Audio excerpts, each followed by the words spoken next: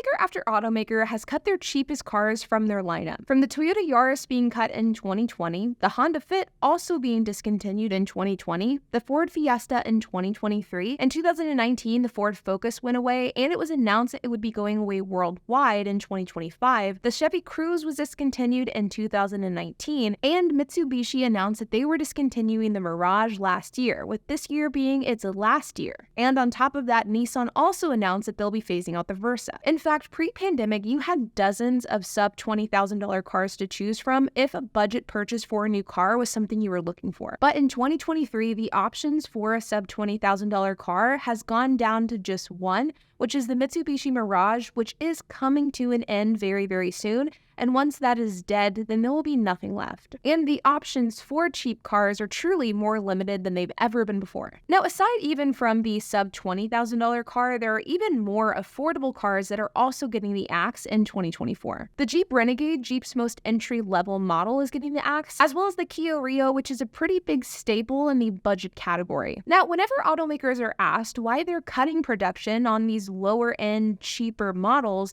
they'll say that it's due to a lack of demand. Pre-pandemic, sub $20,000 cars made up about half of all used car sales. And prior to automakers nixing the sub $20,000 car from their lineup, new $20,000 cars made up about 20% of all new car sales. The problem here is not demand. It's the fact that higher-end cars have a higher margin than lower-end cars. And this is really just a matter of profitability. Expensive cars share many of the same parts as cheaper cars. It's why Maserati has many of the same buttons of a Dodge van, a Mercedes C300 shares the same interior components of an AMG, a GT500 Mustang interior looks incredibly similar to an EcoBoost, a Lincoln Black Label to a Lincoln Reserve, even a Lamborghini to an Audi. Sure, there are plenty of differences between a high-end car and a low-end car, from the styling to the interior to the engine, but many of these components that are used on cheap cars are also used on high-end cars. And when you can use a $2 window switch on a $90,000 car versus a $25,000 car, well, it's no secret which one is making the automaker more money, like a lot more money. So no, automakers are not killing off the $20,000 car because of lack of demand. It is due to profitability, and I believe that I have some of the perfect examples to really prove this. Because look no further than the Ford Maverick. The Ford Maverick isn't $20,000, but it is the cheapest truck that you can buy on the road today.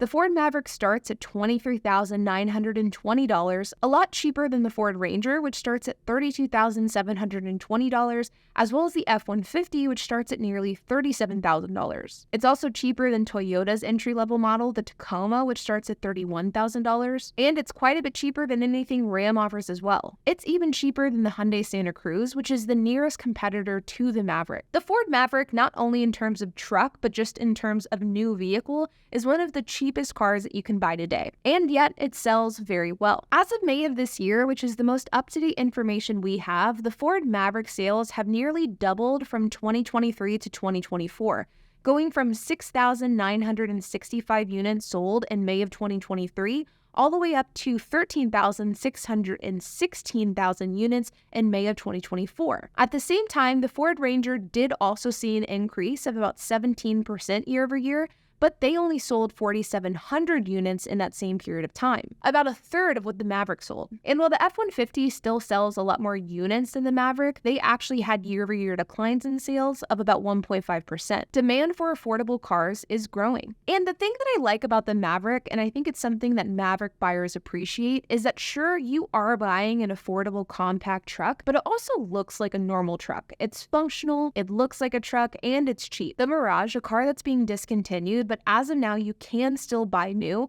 The past 3 months, they've seen year-over-year increases in sales of about 44%. In fact, the Mirage has seen year-over-year new car sales growth for the past 9 months in a row, and today we're beginning to see sales numbers for the Mirage that compare to the same sales numbers that we saw pre-pandemic. Sure, sales numbers for the Mirage did fall during the pandemic and during the car market boom, like they did with every other automaker and model out there, but we are beginning to transition to seeing those pre-pandemic levels return once again, though we probably never never will see it because this car is getting discontinued. So we'll never really know how this car could have performed long-term in this current market. The Toyota Corolla, which is Toyota's cheapest car, which has an MSRP of about $22,000, it has seen year-over-year sales growth for the past 11 months. In the month of May, sales increased by 22% compared to May of 2023. And while sales numbers aren't quite to pre-pandemic levels due to the production issues that Toyota is experiencing, we are getting closer to those pre-pandemic levels. And all things considered, sales for the Corolla are improving. The Chevy Trax, which is Chevy's cheapest car, which starts at just above $20,000. This is also one of the cheapest cars that you can buy on the road today. It has seen year-over-year sales increases for the last 20 months. In fact, in May of 2024, sales increased by 458% compared to May of 2023. In fact, this is the second best month that the Chevy Trax has ever had, only losing to its best month where the Chevy Trax sold more than 13,000 units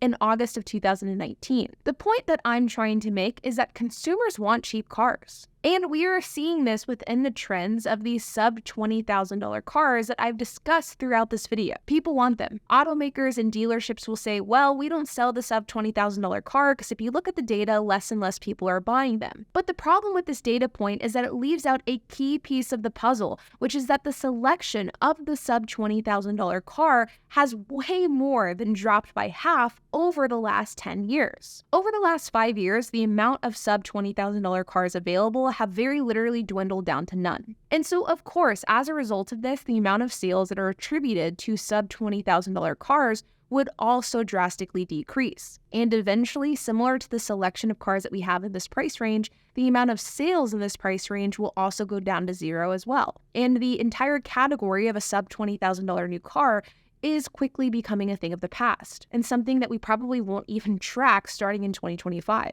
The same can be said for used cars. I had mentioned earlier in the video that sub $20,000 used cars used to make up about half of the overall used car sale market, and now this is no longer the case. And this isn't because there are less people looking to buy a sub $20,000 used car. It's because as the car market has gone up and as new cars have become more expensive, the amount of used cars to buy in this price range have also dwindled down. And this leads to this really misleading talking point that people aren't buying the sub $20,000 car, and as a result, automakers are getting rid of them, when in reality, automakers are getting rid of the sub $20,000 car, and as a result, people aren't buying them because there's none to choose from. And truthfully, I believe that whenever we look at the sales trends and sales volumes of these cars that are near that $20,000 price point, and how we've seen this segment grow post-pandemic, I think that this proves that there is demand in this market. People want good, reliable, cheap cars, and I think that the Ford Maverick specifically is one of the greatest examples of that, because not only is the Ford Maverick cheap,